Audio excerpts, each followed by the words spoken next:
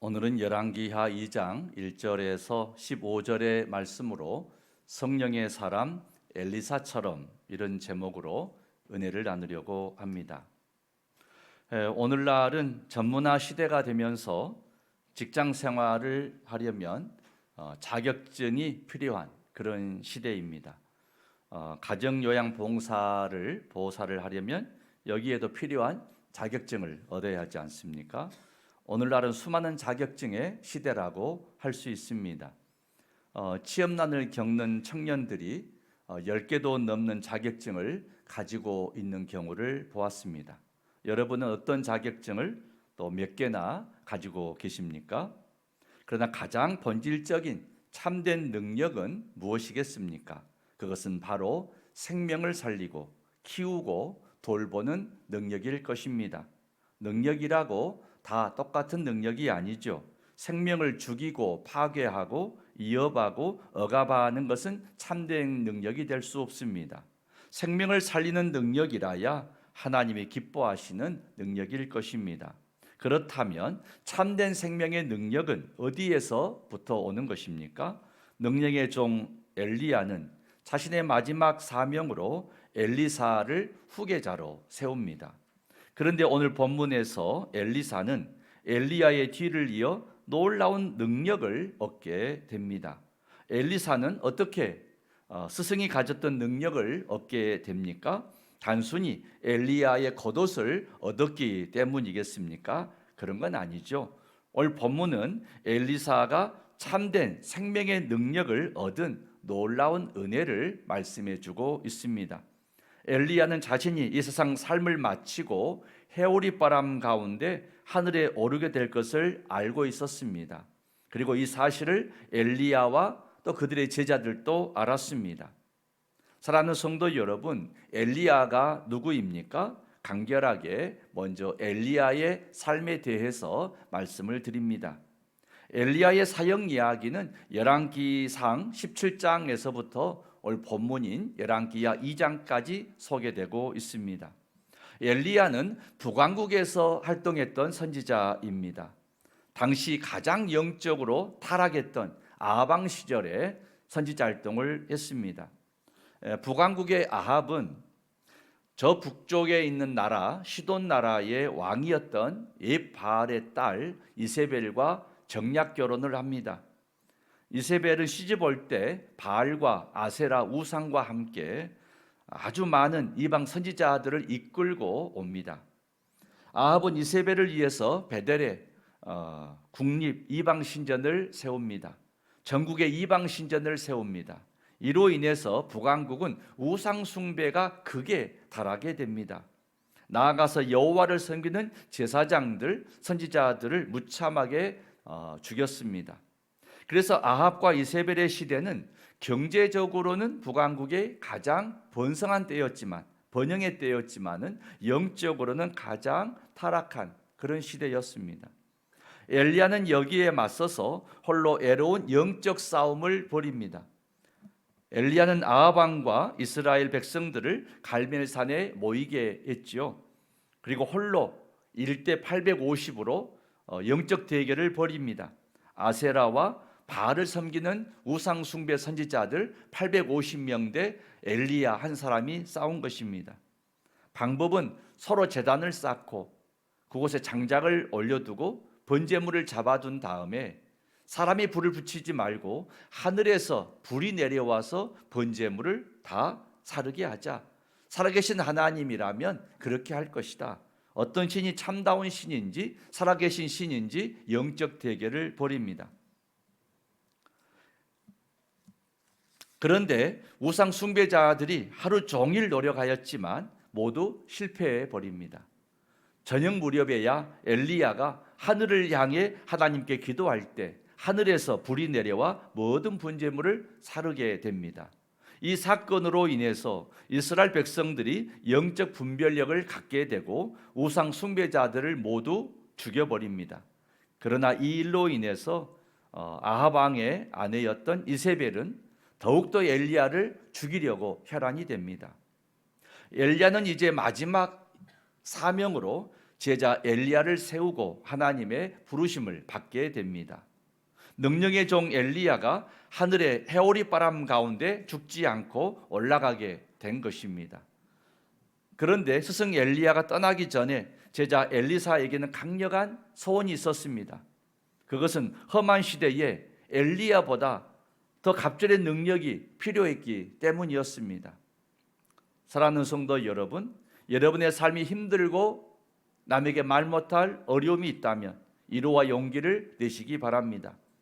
힘들고 어려울수록 주의 도우심도 인도하시고 함께 하심도 더 크고 놀랍게 역사하실 줄로 믿습니다. 그러면 어떻게 엘리사가 스승 엘리야의 갑절의 능력을 받게 된 것입니까? 그 이유는 엘리사가 성령 충만함 가운데 스승 엘리야와 끝까지 동행했기 때문입니다. 여러분, 동행은 매우 중요한 것입니다. 무엇을 할까, 어떻게 살까 하는 것도 중요하겠지만 정말 중요한 것은 누구와 함께 살까입니다. 누구와 함께 동행할까? 여러분, 인생에 있어서 동행은 이렇게 중요한 것입니다. 엘리야는 길갈에서 베델로, 또 베델에서 여리고로, 또 여리고에서 요단들로 계속 장소를 이동합니다. 우리 인생은 순례자의 노래처럼 오늘은 이곳, 내일은 저곳, 주복음 전하리 이렇게 찬송하듯이 매일 인생길을 순례자처럼 걷습니다. 엘리야가 인도한 첫 번째 장소는 길갈이었습니다. 엘리야는 엘리사에게 엘리사의 고향 길갈에 머물러라 이렇게 말씀합니다. 고향이 좋은 곳 아니겠어요? 엘리사야, 너희 고향 길갈이다. 고향에 머물러라. 고향이 좋지 않느냐? 그런 말이죠. 그런데 엘리사는 이렇게 말합니다. 아닙니다. 저는 당신이 가는 곳에 함께 동행하겠습니다. 두 번째로 인도한 것은 베델이었습니다. 또 엘리야가 말합니다. 엘리사야, 이곳 베델에 머물러라. 여러분, 베델이 어떤 곳입니까? 이미 말씀드렸던 대로 참으로 이방 신전이 세워져 있는 거대한 우상과 종교적으로 화려한 그런 것이 당시의 베델이었습니다. 화려한 종교적인 명성을 얻은다면 베델에서 얻어야 했을 것입니다. 그러나 엘리사는 결코 그런 곳에 마음이 없었습니다. 나는 당신과 동행하기를 원합니다.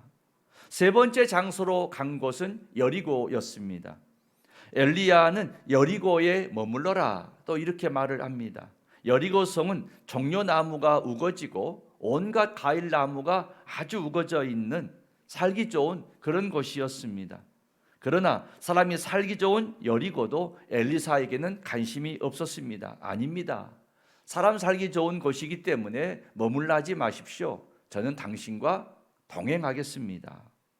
마지막 장소로 간 곳이 요단들이었습니다. 엘리야는 엘리사에게 이곳에 머물러라 라고 말을 합니다.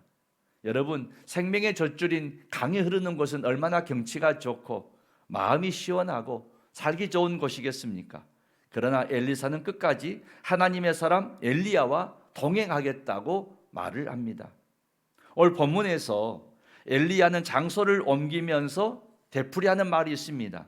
너는 이제 이곳에 머물러라.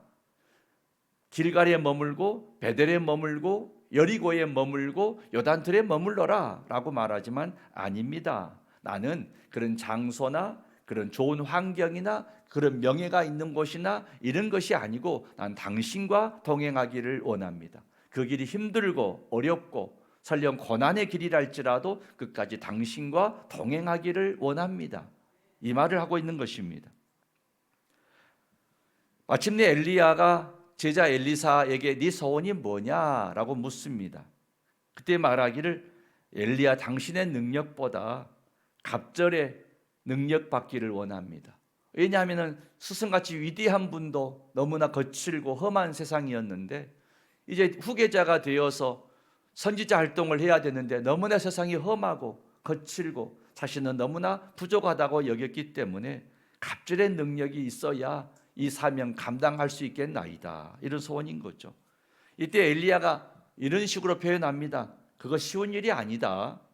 그러나 내가 나와 끝까지 동행하고 내가 마지막 하늘에 올라가는 것을 내가 본다면 하나님께서 너희 기도를 응답해 주실 것이다. 이렇게 말합니다. 끝까지 나와 동행한다면 하나님께서 너희 기도를 들어주실 것이다. 이렇게 말하는 거죠. 엘리사는 하나님과 동행하는 엘리야를 통해서 그도 하나님과 동행하기를 간절히 원했습니다. 생명의 능력은 하나님과 동행할 때 임하게 되는 것입니다. 여러분, 이 땅의 모든 사람의 생명도 맨 처음에 태중에서 모친과 동행함을 통해서 생명이 얻어지는 것입니다. 동행이 없이 얻어진 생명은 아무도 없습니다. 참으로 어머니 태중에서 어머니와 참으로 일정한 기간 동안에 한 몸 되어서 동행하여서 생명이 잉태되고 출산하고 그런 것 아니겠어요? 생명은 동행을 통해서 시작되는 것입니다. 성경 전체가 그런 말씀 같아요. 창세기의 아담과 하와가 하나님과 동행하는 이야기가 첫 출발의 이야기라면 마지막 요한계시록의 새 하늘과 새 땅의 삶은 영원한 하늘나라에서 부활의 몸으로 주님과 함께 영원히 함께 동행하며 사는 거잖아요. 하나님과 동행하는 거, 이것이 성경 전체를 관통하는 우리의 신앙의 교훈입니다. 요단강을 가르고 여리고성을 무너뜨렸던 여호수아의 생명의 능력은 어디에서 온 것입니까? 여호수아는 모세의 부관이고 수종자였죠. 40년 광야 생활에서 모세를 40년 동안 그림자처럼 동행하고 살았습니다. 모세가 가는 곳에는 항상 여호수아가 곁에 있었습니다. 모세와 동행하는 동안 모세가 만난 여호와 하나님을 여호수아도 만난 것입니다. 모세의 후계자 여호수아가 하나님의 능력을 입은 것은 먼저 모세와 동행을 통해서 하나님을 만나게 되었기 때문입니다. 모압 여인 룻은 시어머니 나오미가 이제 나는 베들레헴으로 갈 터이니 너희는 모압에서 너희 친정으로 돌아가라, 이곳에 머물러라, 이렇게 말을 합니다. 그때 유명한 룻의 고백이 있지 않습니까? 어머니의 하나님이 나의 하나님이고 어머니 가는 곳에 나도 가겠나이다. 내가 죽는 일 외에 어머니를 결코 떠나지 아니하리니 결코 나를 떠나라 하지 마소서. 룻이 이렇게 나오미를 통해 하나님과 동행함을 통해서 마침내 다윗의 조상이 되고 예수 그리스도의 조상이 되는 여인이 되지 않았습니까? 동행은 이렇게 중요한 것입니다.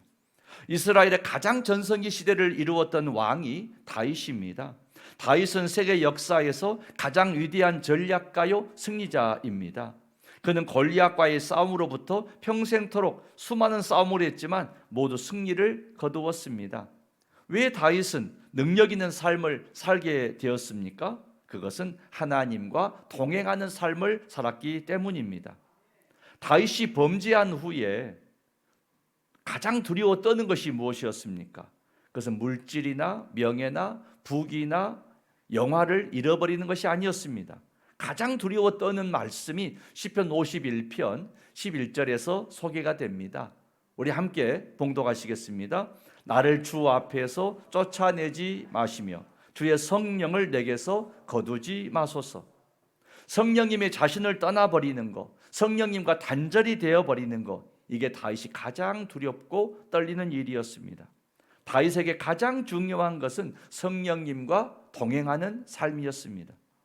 구약의 시대는 하나님께서 특정한 사람들에게만 성령을 부어주셨습니다. 그리고 함께 하셨습니다. 그러나 신약의 시대는 모든 사람에게 하나님께서 성령을 부어주십니다. 요엘서 2장 28절 29절의 말씀 같이 봉독하죠.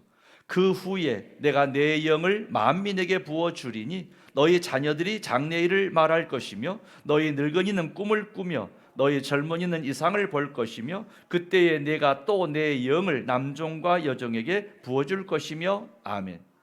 요엘 선지자의 예언의 말씀은 사도행전에 이르러서 초대교회가 세워지는 역사처럼 성령이 모든 이들에게 임했다는 것입니다. 신약의 시대는 모든 사람이 십자가 구속의 은혜로 말미암아서 예수님과 동행하게 되었습니다.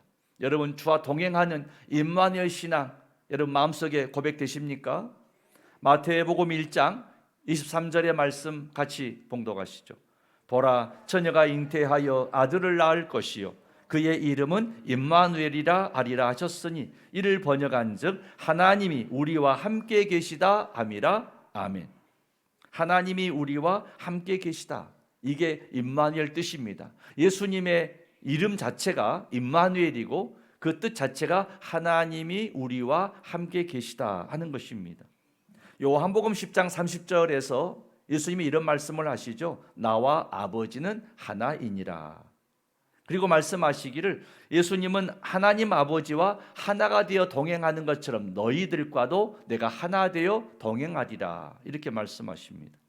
마태복음 28장 20절의 말씀도 함께 봉독합시다. 내가 너희에게 분부한 모든 것을 가르쳐 지키게 하라. 볼지어다 내가 세상 끝날까지 너희와 항상 함께 있으리라 하시니라. 아멘.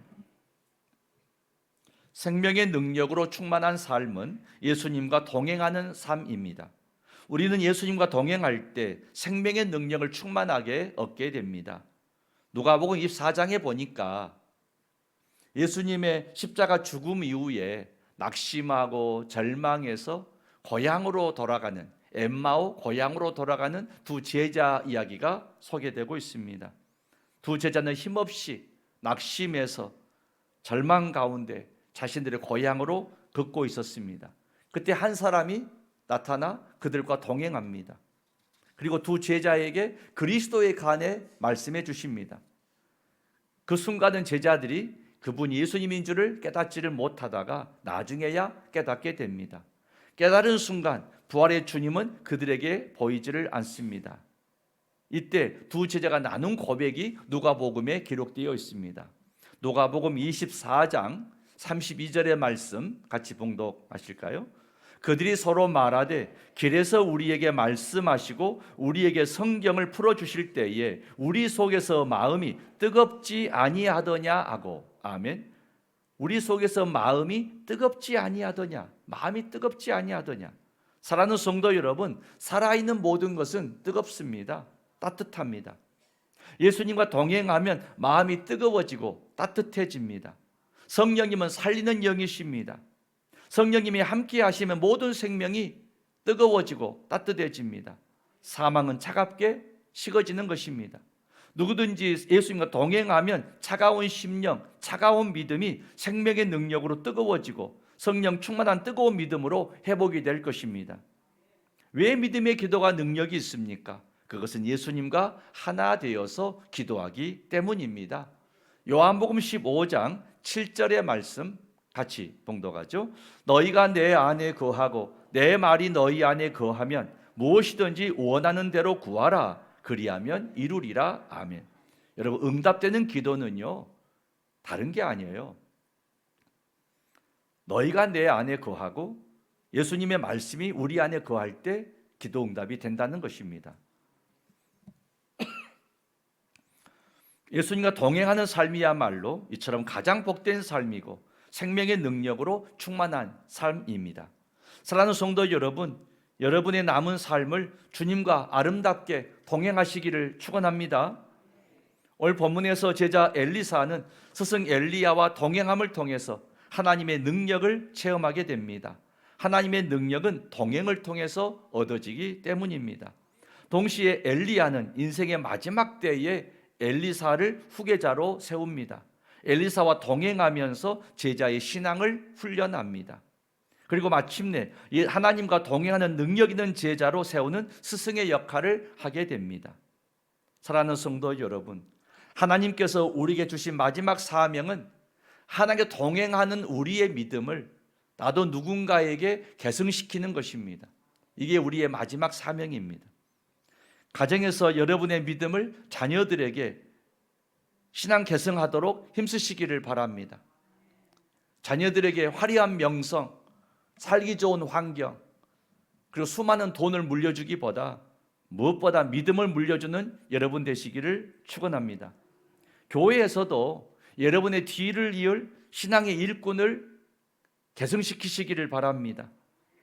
무엇보다 교회는 다음 세대를 위해 힘써야 합니다. 다음 세대를 세우는 일은 요즘 결코 쉽지만은 않습니다. 목회자에게만 너무 맡기지 마십시오. 모두가 힘을 모아야 하고 지혜를 모아서 함께 노력해야 할 때입니다. 다음 세대를 위해서 투자도 하고 노력도 해야 합니다. 실패해도 잘 안 돼도 또다시 도전하고 새로운 시도를 하고 계속해서 노력해야 다음 세대가 믿음을 계승해 가지 않겠습니까? 우리가 하나님의 일을 하면 하나님께서 우리의 일을 해 주실 것입니다. 우리 한번 따라 하십시다. 우리가 하나님의 일을 하면 하나님께서 우리의 일을 해 주십니다. 진돗개 전도왕 박병선 장로님 아시죠? 수석박물관 다녀온 적이 있었죠. 그분이 예수를 처음 믿고 교회 다니면서부터 나는 전도해야 되겠다 이렇게 결심을 하고 교회 앞에 선포를 합니다. 매주일 전도를 열심히 합니다.